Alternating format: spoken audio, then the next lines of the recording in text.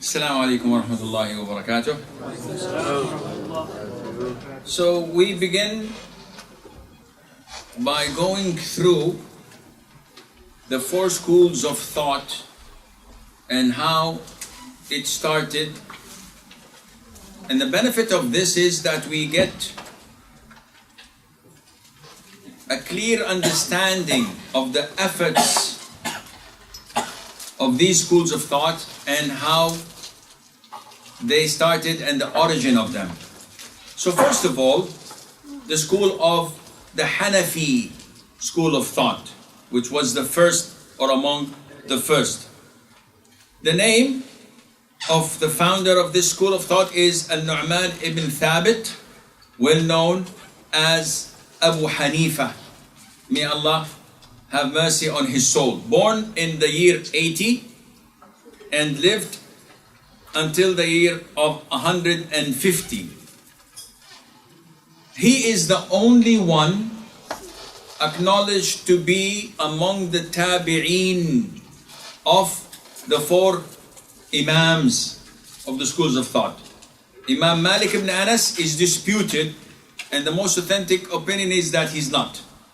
So Abu Hanifa is well established that he was among the tabi'een. He saw Anas ibn Malik, but he did not hear from him, or he did not narrate hadith from him. He just simply saw him.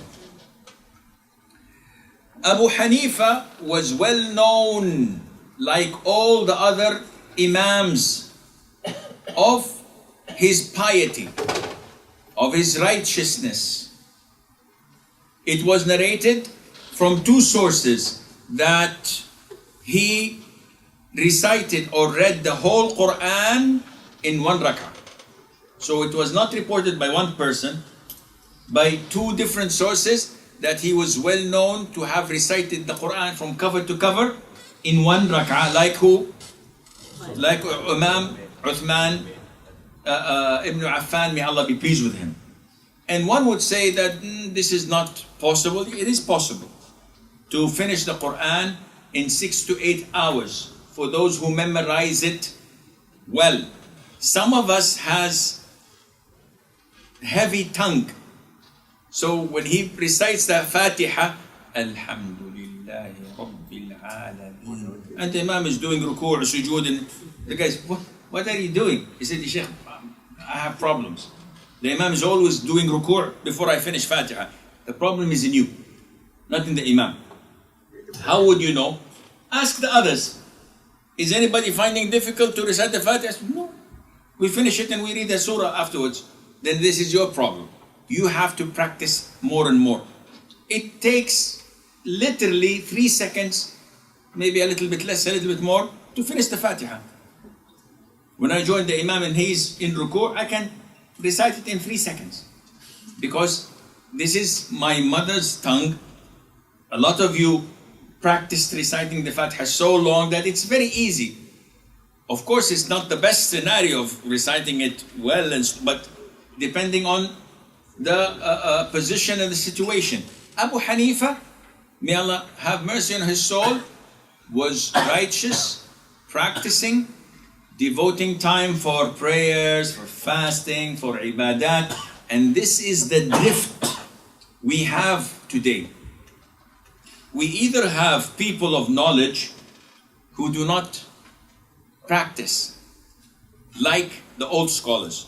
So they speak beautifully.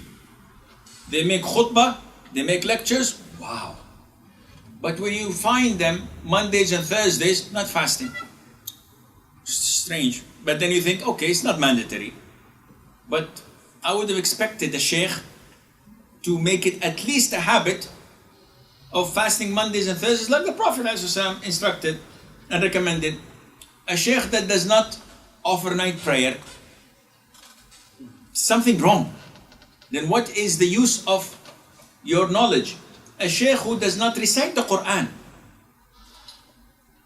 Yani at least you have to recite one juzu.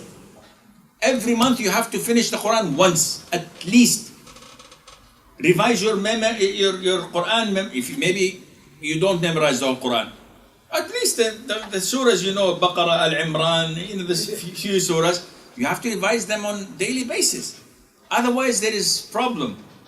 When you see a sheikh or a student of knowledge is not giving sadaqah. Sheikh, how much do you give sadaqah per month? I don't give, I take. I don't give. This is strange. When you see sheikh is not taking umrah or making hajj or what use is the knowledge that he has if it's not being practiced and implemented? So when you look at the life of these great imams, you will see that they walk the talk. It's not just lectures and talk. No. And this is one of the examples.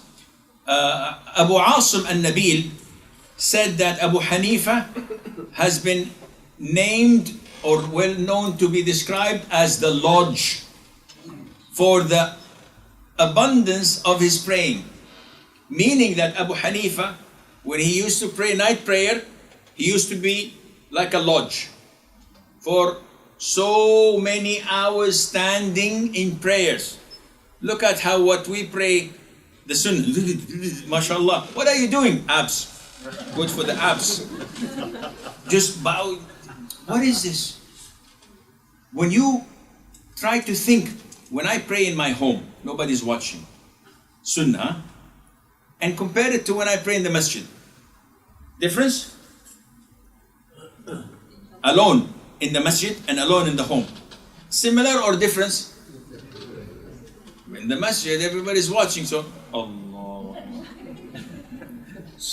MashaAllah. In the home, 0 to 60 in 2 seconds. Tesla new model, electrical but very fast. So there's a problem. We have a problem in practicing.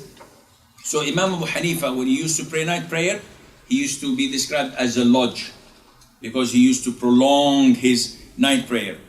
A man said to Abu Hanifa once, he's a human being, so people abuse him, said, fear Allah.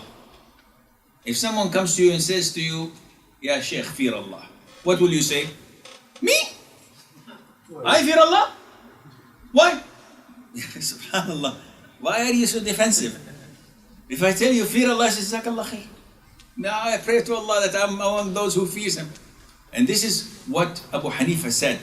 He said, the one who's narrating this, he trembled and his color turned yellow and he looked down in humble way and he said, may Allah reward you with good. People are in great need for someone to say this to them all the time. Subhanallah. If someone advises us, we are rebellious, we're arrogant. Abu Hanifa, the great Imam, Abu Hanifa, everybody knows Abu Hanifa, yet he acknowledges and said, may Allah reward you. Always remind me.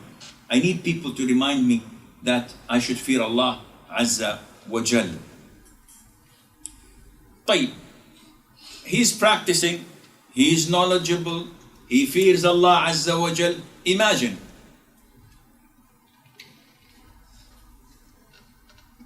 once his neighbor, he had a neighbor, his house was next to his. Every day in the afternoon, Abu Hanifa used to come out of the house, no air conditioning like our center here. So it was hot, so he used to go out and sit in the shade of his neighbor's house. You get a breeze, nice. One day his neighbor comes to him and says, Abu Hanifa, I need 10,000 euros a loan from you. With all means, you are my neighbor, here you go. He gave him the money. The following day, he came out, he did not sit in the shade of the house of his neighbor. And they asked him, why don't you sit in your normal place? He said, I'm afraid that this might be riba. I borrowed him money. I lent him money, so now if I sit in his shade, this might be interest. What are you talking about? Look how we abuse our status, our knowledge. If I come with my white beard, an old man, to a row in a government office and people say, come, uncle. He says, oh yes, my friend, yes, please, thank you, my son. I abuse my powers. I use it, I utilize it. And this means that I'm not sincere. When you use your religious power, your knowledge, and you think that you're above everyone else, this means that your knowledge is not true. Their knowledge made them more humble. Never you will find that they're arrogant or, flexing their muscles, saying that I'm this, I'm that. Always being humbled by it. Abu Hanifa's knowledge is so vast and strong and great that when you come nowadays to some quote-unquote Salafi brothers who say that Abu Hanifa's aqidah was, Abu Hanifa was not a muhaddith, Abu Hanifa was, and they discredit this great Imam. On what basis? This is a sign of ignorance. Abu Hanifa was one of the intellectual Imams of previous times, one of the most knowledgeable. Malik ibn Anas was asked, and he is a great Imam, he came after him. He was and we have a problem of contemporary scholars. Nowadays, if you ask Asim about Sheikh so-and-so, out of envy, I might say, no, don't listen to him. His knowledge is not that good. He's this, he's that. Out of envy. Now, I might be right, but I might also be wrong. It is your responsibility to cross-check what I say, not to take whatever verdict I give to my contemporaries. Because this is well known since the beginning of time. Always when there is rivalry, you will find human nature. So Malik ibn Anas, a contemporary of Abu Hanifa, he should have discredited him, but he's a great scholar. So he was asked, have you seen Abu Hanifa? He said, yes. I saw a man who can convince you that he can turn the pillar of the masjid into gold. He's a good marketing agent. He knows how to sell. And he is so knowledgeable that he can convince you. And this is the power of knowledge. I know that this is haram. This is haram. Why? Because it says haram. Yeah, but I have to understand. You don't understand. Are you a kafir? I'm telling you it's haram. This is not power of convincing. But the power of convincing is to be able to convey my ideas, my conviction, my belief to you so that you become a student and you buy what I'm selling. And this is the difference between a good da'i and a bad da'i, a good scholar and a bad scholar, a good student of knowledge and a bad student of knowledge. So many people, we are engaged in conversation. And when they speak to me, they speak with authority. Meaning that, no, this is haram. Yeah, akhi, okay.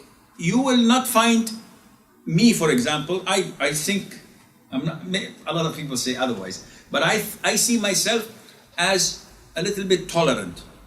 I tell you that this is haram, but it might be, it might not be. Things that are crystal clear, I tell you, it is haram. Halas, I'm able to sit with you from now till Fajr to convince you. But there are things that can be this or that. I never give a straightforward ruling, meaning that I'm right, you're wrong. No. There are people who are like this. They will totally close the door in front of you. There's no point in discussing with them anything.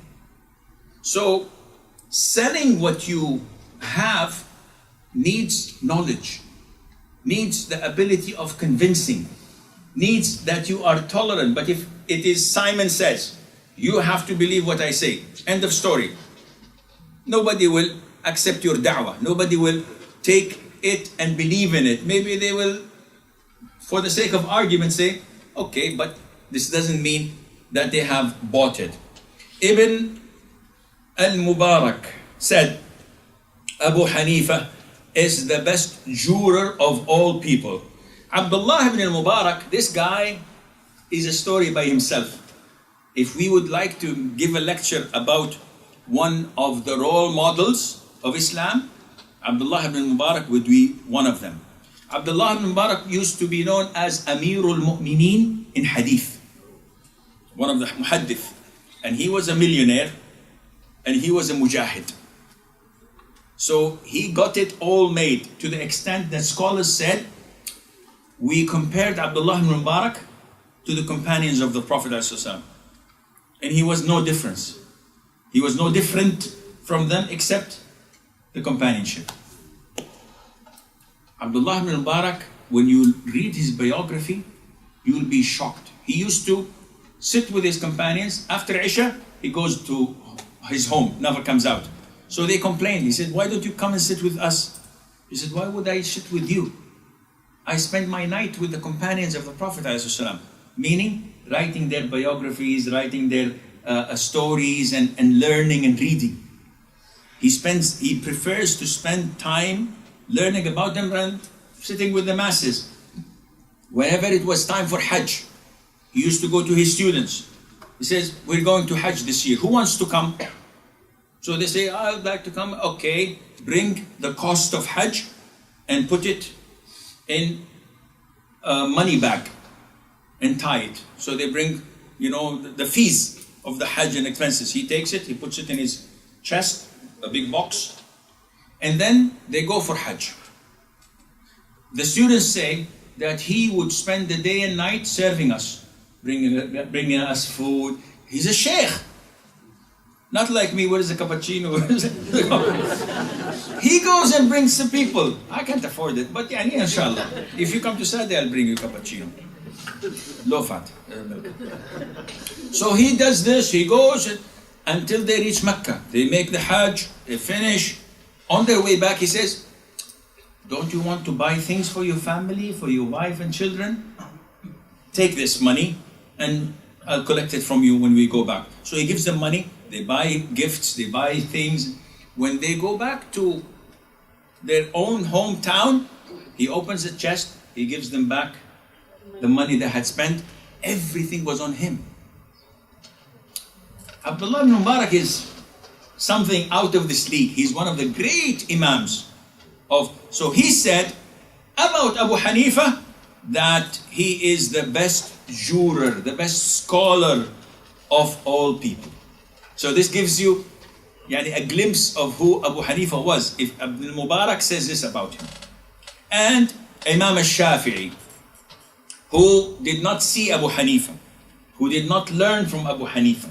What does he say? He says people in the context of jurisprudence are dependent on Abu Hanifa. All scholars who came after Abu Hanifa and studied fiqh, they're all dependent on his work, on his fatwas, on his verdicts, because he was a man of intellect. So, what is the characteristic of his school? Abu Hanifa is known to be part of Ahlul Ra'i. What is meant by Ahlul Ra'i? Ra'i in Arabic means opinion. So his work was dependent a lot on the Quran, on the Sunnah, but because he was one of the earliest scholars, he did not have the travel ability to go from Kufa to Syria to Egypt to Mecca, Medina to Yemen to collect hadith. And they did not have laptops, iPads, internet.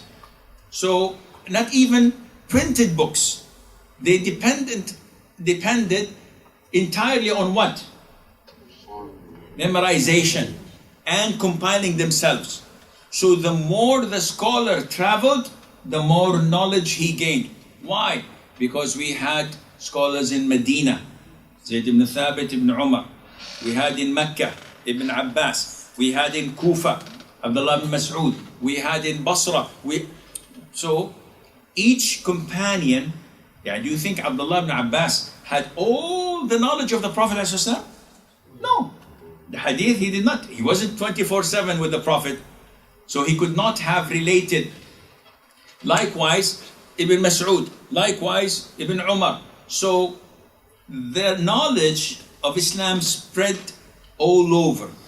The scholar who managed to travel and collect had more knowledge than the others. Abu Hanifa, because he was among the first, he did not travel a lot. And if you say he did not travel at all, you wouldn't be so far from the truth. And that is why Imam al-Shafi'i says that people depended on Abu Hanifa in fiqh because he used to use a lot of logic. I didn't have enough hadith, but logically, according to the Quran and to the Sunnah that I have, the verdict of so-and-so should be so-and-so. And in 85%, he was right. Later on, few years later, when we discovered that there is a hadith that covers this. It is the same thing with Umar ibn Khattab. Umar ibn Khattab, may Allah be pleased with him, went to Sham, Syria. And when he was at the border, he heard that there is a plague. So with him was Abu Ubaidah Amir ibn al-Jarrah and the companions. And they disputed, should we go or should we not? And the companions, Abu Umar, may Allah be pleased with him, did not take an opinion of his own. He always consulted, shura. So some said, let's go. Others said, no, we should not go. So Umar, okay, we will not go. He does not have any proof from Quran or Sunnah. How did he come up with this opinion? He made ijtihad, his ra'i, his opinion. Now, Abu Ubaidah objected. And we know that the Prophet ﷺ said, Aminu hadihi al-ummah, the most entrusted of this ummah is Abu Ubaidah Amr ibn Jarrah. When Umar was stabbed and was about to die, he said, if Abu Ubaidah was alive, I would have appointed him as Khalifa, but he died before me. So he's a great man. So Abu Ubaidah objected, said, Umar, you want to go back to Medina? Afraid of Allah's destiny? See, Umar looked at him and said, by Allah, if someone else said this other than you, I would have beaten him. But you are Abu Ubaidah, yeah, I cannot beat you. You're a great person. Abu Ubaidah, we're running from Allah's destiny to Allah's destiny. Why should we throw ourselves in this? So he made an analogy and came to the conclusion. After a few minutes, Abdurrahman ibn Auf came and he was away. When he heard about the dispute and what Umar came to the conclusion of, he said, by Allah, I heard the Prophet say, alayhi salatu wassalam. Now this is evidence, khalas. But already Umar had taken the decision. He said, I heard the Prophet sallallahu alaihi wasallam say, if the plague came into a city where you are residing, do not leave it. And if you hear of the plague being in a city you're going to, do not enter it. So the action of Umar was what? Totally correct and valid. So he went back. So this is the characteristics of the school of thought of who?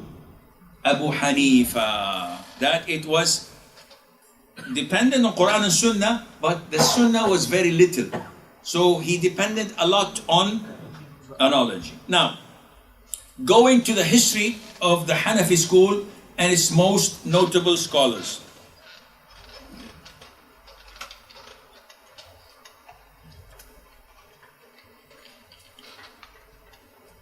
First of all, it has to be acknowledged that Abu Hanifa himself, may Allah have mercy on him, did not write any book in fiqh.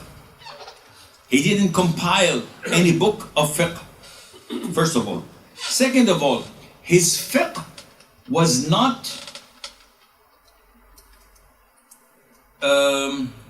rotating around himself, meaning that it was not a one-man show. Abu Hanifa was collecting the views from the students and the scholars he was with. And it was like a counseling method.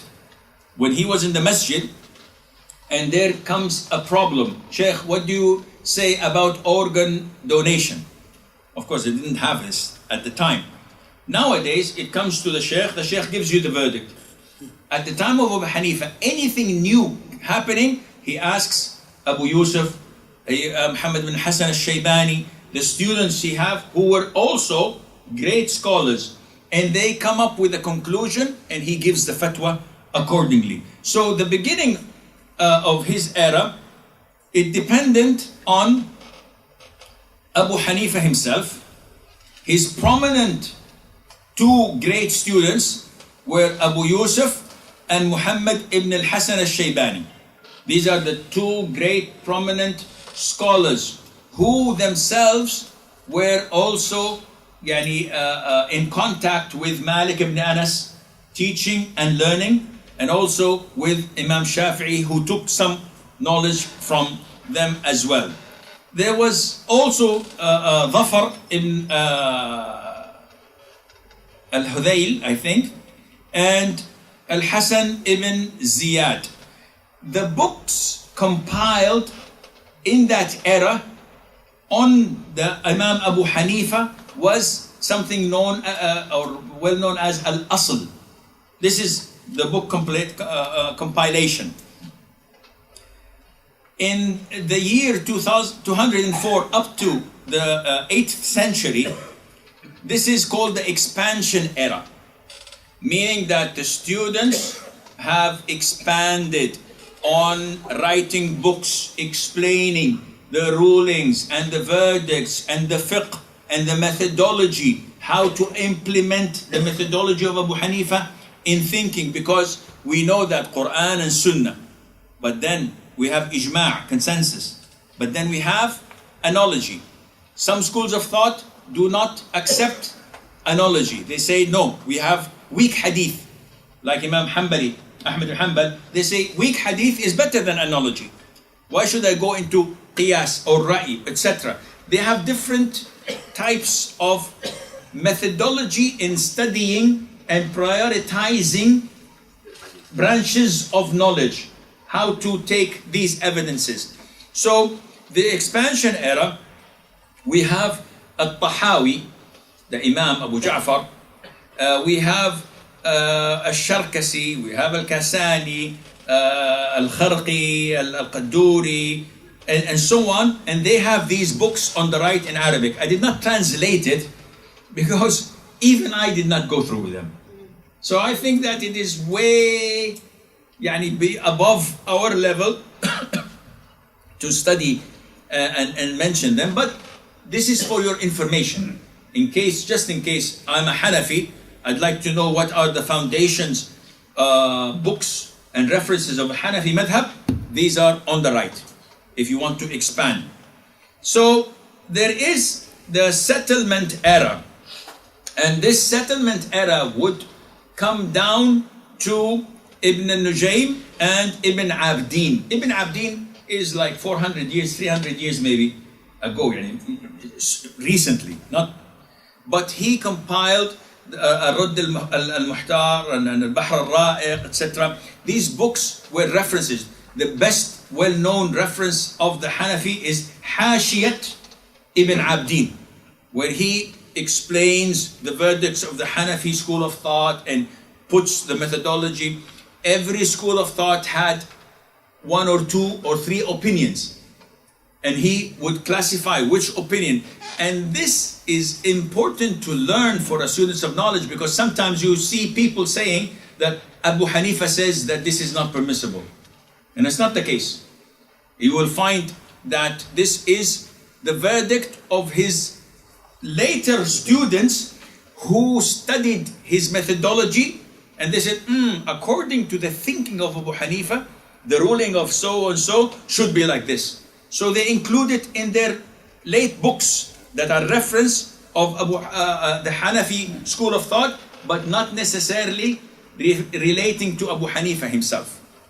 And this is why we make the common mistake when we say Al-Imam al-Shafi'i said it's haram, when he didn't say that. His students said it's haram. He himself did not elaborate on it. But because we studied the Shafi'i madhab, anything that is in a Shafi'i madhab, we relate it to Imam Shafi'i, which is wrong. It may be not even related to him.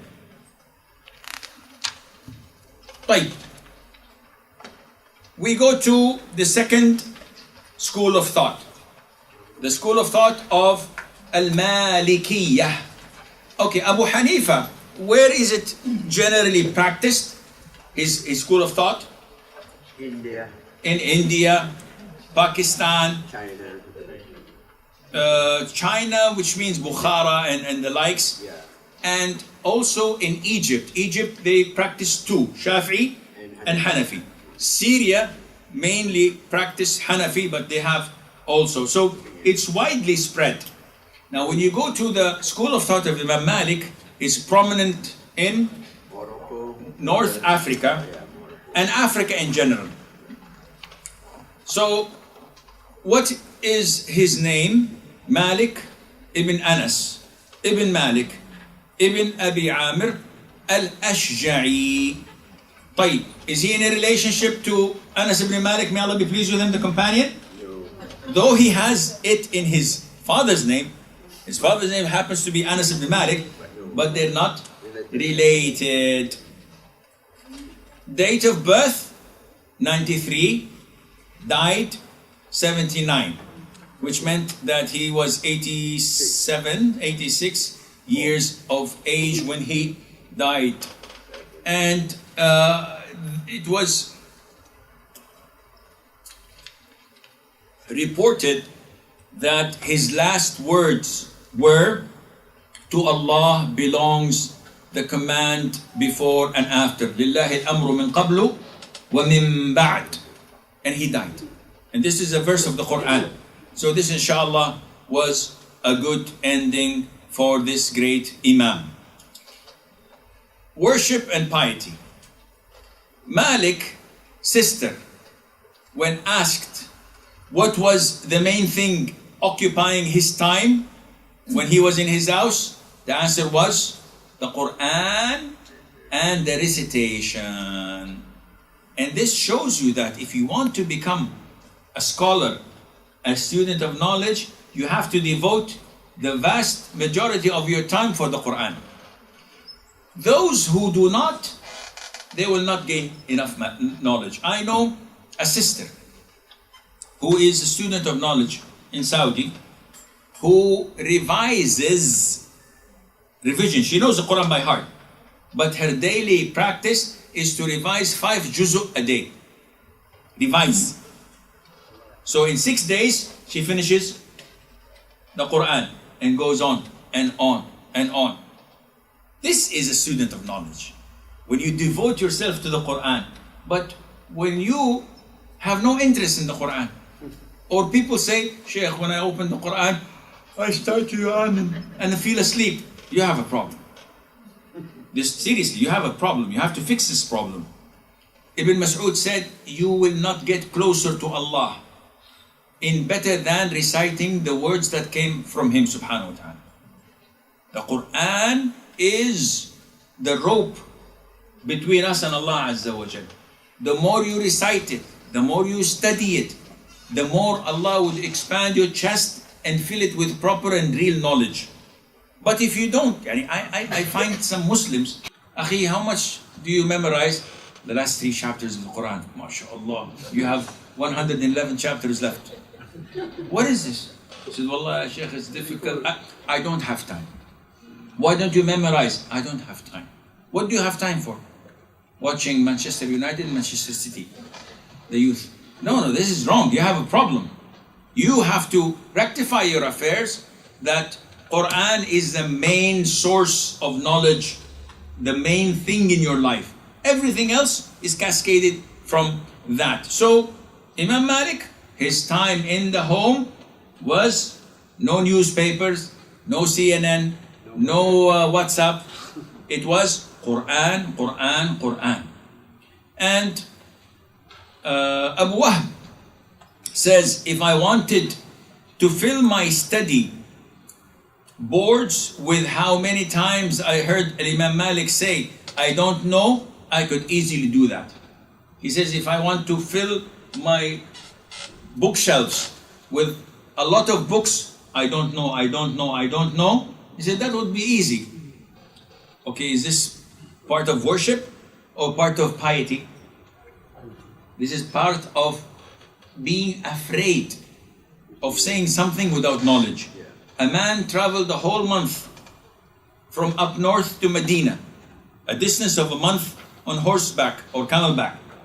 And he said, I came to Imam Malik with 40 questions from my people. They didn't have fax, didn't have WhatsApp, no emails, so he had to travel. So he asked Imam Malik about 40 topics. He answered 4. And 36 he said, I do not know. The man said, I traveled 1 month to hear you say, what should I say to my people when I go back? They tell them, Imam Malik doesn't know. Seriously, seriously. Among us, who has the courage to say, I do not know? Wallahi, if people ask us about neurosurgery, we will say, I think we should do this procedure. We will even give fatwa in heart surgery or neurosurgery. You find someone with the bonnet of his car, with the hood of his car open, and he's, what's wrong? He said, Wallahi, the car is not starting. He said, I think you should change the spark plugs. Or without knowledge, how do you give fatwa? I remember I used to talk to Sheikh bin Baz, one of the great muftis, every single day. In the beginning, like 35 years ago, 36 years ago, when I started, trying to seek knowledge, I used to have problems. I read a lot. I don't understand what I'm reading. It's in Arabic, but who knows? So I write notes. And in the evening, I call Sheikh. Bin Baz, bin Uthaymeen, Abu Bakr al-Jazairi, I used to call them and ask. They don't know me. Every single day I call them. And we did not have fax. We had telex. Those, you're too young to know telex. We did not have means of communication except redial. And the fastest redial was the best phone because all the world were calling them. And they had 2 lines only, Bin Baz. So I used to call redial until maybe 20, 30 times until he picks. And I used to ask him. And he is the only one I remember that I asked him a question that was very simple. And he said, I don't know. You know, you're a mufti. Not only mufti, you're the grand mufti. If you don't know, I'll tell you, I'll teach you. I know. I think it's like this. Wallahi, I asked him a question. He said, my friend, I don't know. Give me a call tomorrow. I'll look into it. Okay. Following day, I called him. Assalamu alaikum, Sheikh. I called you yesterday about so-and-so ayah in the Quran. He said, yes, I looked into it. Imam Ibn Kathir says so-and-so, Qurtubi so-and-so, and the most authentic opinion that the meaning is so-and-so and so. To have the courage to say, I don't know, this means that you're a scholar. And this is why half of the knowledge, scholars say, is to say, I don't know. Half of the knowledge. The rest half is you give. But when any time someone asks you, say, yeah, I know. And you give answers without knowledge, this is problematic. And we will come to this later on, inshaAllah. Ibn Mahdi says, I have not seen anyone who is more respected, more wise, nor more pious than Imam Malik. And in the hadith, people will strongly seek knowledge and not find a person more knowledgeable than the Medina scholar. This hadith, some scholars said that it is referring to Imam Malik, but the hadith was not authenticated by Sheikh al-Albani. So the hadith is weak, but a great portion of the scholars considered it to be hadith sahih, referring to Imam Malik. Okay, was he knowledgeable? Let us see. He qualified for fatwa and assumed the fatwa seat in Medina when he was only 20 years of age. Now imagine coming to the Masjid of Medina and finding this young man sitting and giving fatwa, teaching people, answering their questions, being the person to address their questions to. Imam Malik said, I did not give fatwa until 70 scholars testified that I was qualified for it. Subhanallah. Nowadays you go to scholars, tell them, can I see who allowed you to give fatwa? Nobody allowed me. I found myself to be a sheikh. Well, what should I do? This is why we have the concept of tazkiyah. You have to have, not must, but it is recommended to know who the sheikhs approving you who give fatwa. So you say that, okay, I know Sheikh so-and-so, he allowed me to give fatwa. But the sheikh who allowed you to give fatwa himself doesn't know how to make wudu.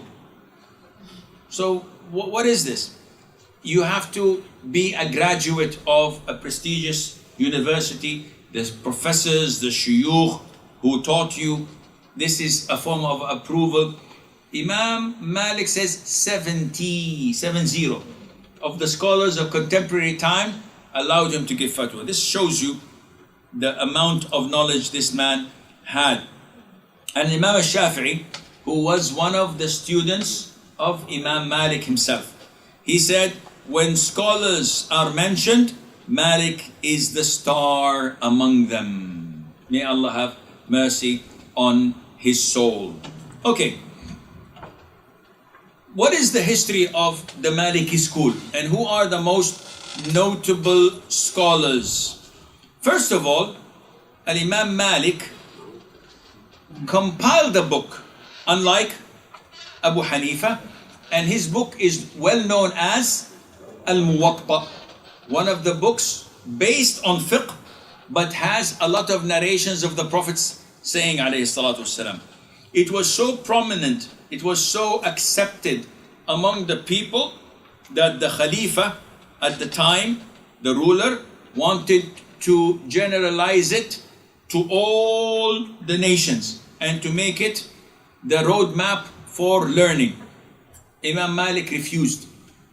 And he said that I cannot limit the people only to my book.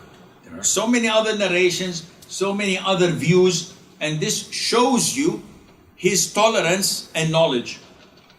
Nowadays, you'll find maybe a student of knowledge who would say, my way or the highway. Oh, everybody else is wrong. I am the only right person. And if I had the power, I would have enforced each and every one of you not to listen to anyone except me. And this shows you how the audacity that ignorant and people with less knowledge have nowadays. No, Imam Malik, as great as he was, he refused to limit people to studying only his book. Among his companions and students, Ibn al-Qasim, Asad ibn al-Furat, and Sahnun. And their verdicts, their teachings were compiled in one of the main sources of the Maliki schools of thought, known as Al-Mudawwana. So all of their verdicts were put and compiled in this.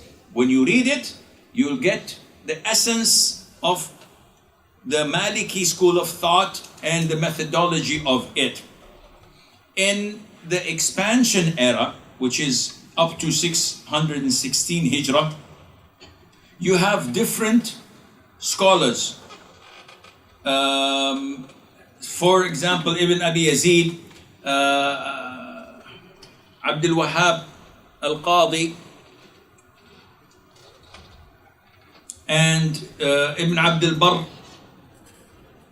And these books, which are in pink, I think, which is الرسالة, التلقين, الكافي, المنتقى, المقدمات, الممهدات, المستنبطة, all of these books gathered the opinions of the Maliki school, refreshed it, refrained it, and put it in a way that were the basis and the foundation of the Maliki school of thought. And the settlement era, whereby these great scholars, as you find them, Ibn al-Hajib,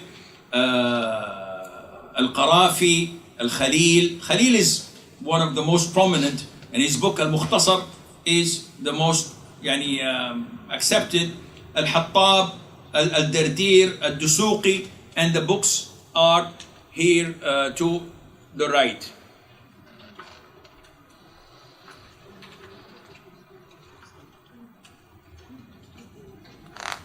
طيب الشافعي Shafi'i. Now you're talking.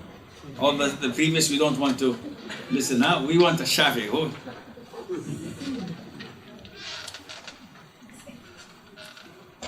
By far, Imam Abu Hanifa was known to be what? To depend a lot on al-Ra'i. We said this. Now, Imam Malik depended entirely upon the hadith. So we had two schools. Madrasatu Ahl al-Ra'i, the school of the people of intellect and opinion, and the school of hadith. So Imam Abu Hanifa was a pioneer in Madrasatu Ahl al-Ra'i. Meaning that he depended on Quran, he depended on Sunnah, but if there was not a Sunnah in sight, he went to what? My opinion, my own logic. What is the logic behind this? And he applies this. Imam Malik, no. He was strict to the hadith, meaning of the Prophet ﷺ, if not hadith of tabi'een, if not companions, if not then tabi'een. So they stick entirely to the athar or the proof and hadiths of the Sahaba and the tabi'een. Imam al-Shafi'i, when he came, it was a different methodology altogether. But first of all, what's his name?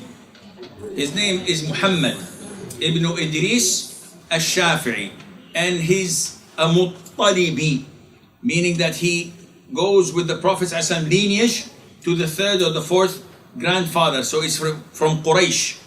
Unlike the others, one is from Medina, Abu Hanifa, whether he's Arab or not. Then we have Ahmad ibn Hanbal from the tribe of Shayban. But al-Shafi'i was a Qurayshi, from Quraysh. He was born in the year 150 in Gaza, Palestine, and he died in the year 2004 in Egypt. And he traveled. So he had the advantage of traveling. Imam Malik was in Medina. Did he have to travel? He had all the companions around. He did not see the companions, but all the knowledge of the companions was cascaded to the tabi'een in Medina. So he had so many scholars around him in Medina. And this is why one of the essential methodology of Imam Malik's school of thought is the doing of people of Medina. So the evidence, this is halal or haram, Quran, Sunnah, Ijma', Qiyas. And then he says, the people of Medina were doing it. This is one of my evidence that this is Sunnah, because the people of Medina were doing it, and the people of Medina took it from where? From Tabi'een. Tabi'een took it from where? Companions from the Prophet ﷺ. So this is, it gives a lot of power to Imam Malik's way of thinking. Now, if you come to Imam Shafi'i, you will find that he had the balance between the school of Ra'i, of opinion, and the school of hadith. When we come to talk about his worship and piety, we find that Al-Rabi' ibn Sulaiman stated that al-Shafi'i used to recite the whole Quran, how many? 60 times in the month of Ramadan. How many days in Ramadan? 60 days. 30 days. Oh, discount. Yani meaning he used to finish the Quran how many times a day? Give me a break. Seriously, these guys, they didn't have time to do anything. They were retired like me. Yeah? They have nothing. You just read the Quran, read the Quran. This is the source of knowledge. Their devotion to the Quran. Abu Hanifa reciting it once in one rak'ah. Imam Shafi'i twice a day. How was their memorization? Their knowledge is holistic, unlike ours. So you come to me and say, Sheikh, mashallah, you're knowledgeable. What is the tafsir of this ayah? I don't know. I have to research. What is the meaning of this hadith? I have to go to the reference. What is the meaning of this word in Arabic? I have to open the dictionary. These guys were not like this. They're ready. Imam al-Shafi'i used to read a book once and he returns it to the book shop. He said, you don't want to buy it? He said, no, I memorized it. What kind of intellect? I don't even know my wife's mobile number. Seriously. Well, I don't. I always make mistakes. So we have a problem when we compare our knowledge to their knowledge. In the sense that, yeah, they're men like us. They make mistakes. Subhanallah, who are you to speak like this? So Imam al-Shafi'i used to recite the Quran. Hussein al-Karabisi, he said, I stayed the night once in al-Shafi'i's house. And he divided the night into 3 parts. 1/3, he would recite the Quran. And 1/3, he would sleep. This is al-Rabi' ibn Sulaiman also. And 1/3, he would study the knowledge and write. The night was divided. Hussein al-Karabisi says that he used to spend 1/3 of the night reciting the Quran, but spends 50 ayahs long. This is not part of the 2 completing of the Quran in one night. No, this is quality prayer, meaning that he prays, recites 50 ayahs, maximum 100, but he contemplates, recites it slowly, enjoys it. And this is something we lack. We so many times pray, finish prayer.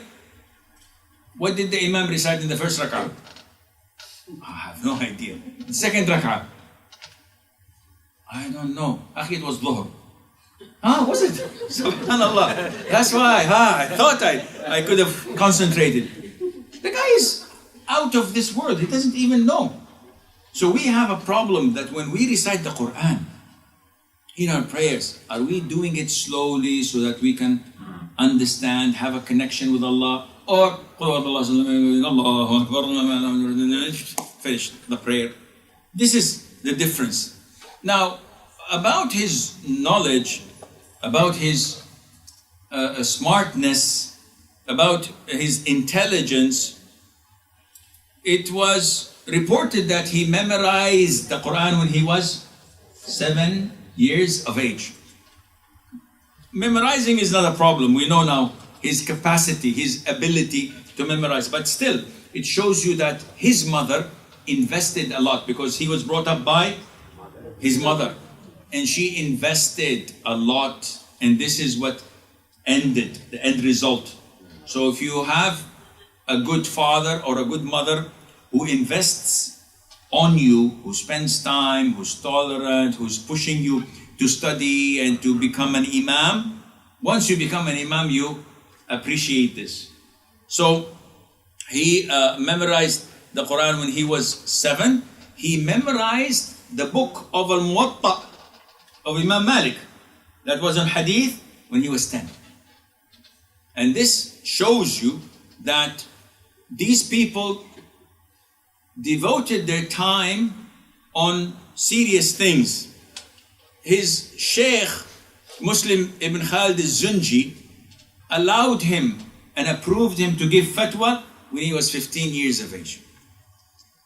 15 years of age, grade what?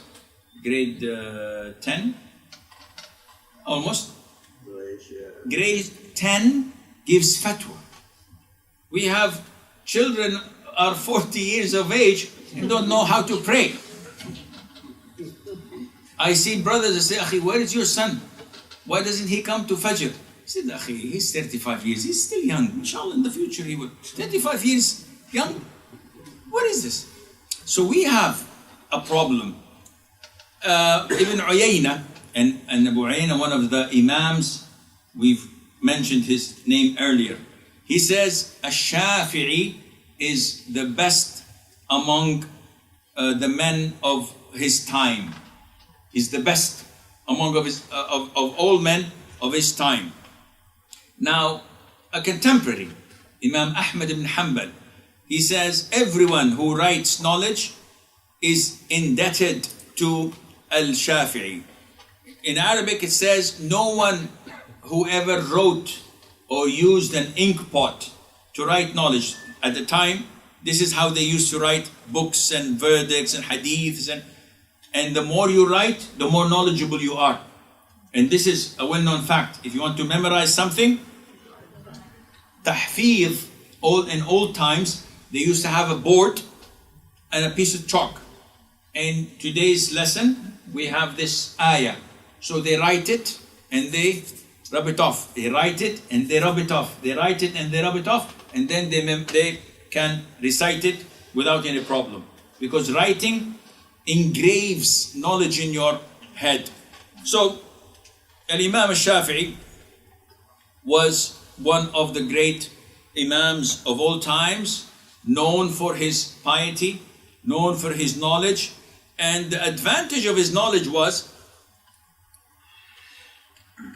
that he was the founder of Usul al-Fiqh, the fundamentals of fiqh. Nobody wrote something that structured Usul al-Fiqh before the Shafi'i. And his book, well-known book, known as Al-Risala, is a foundation in this. Of course, he wrote other books on his fiqh, such as the book of Al-And it's a big volume and well-known to the people. Okay, what is the history of Imam Shafi'i school and its most notable scholars?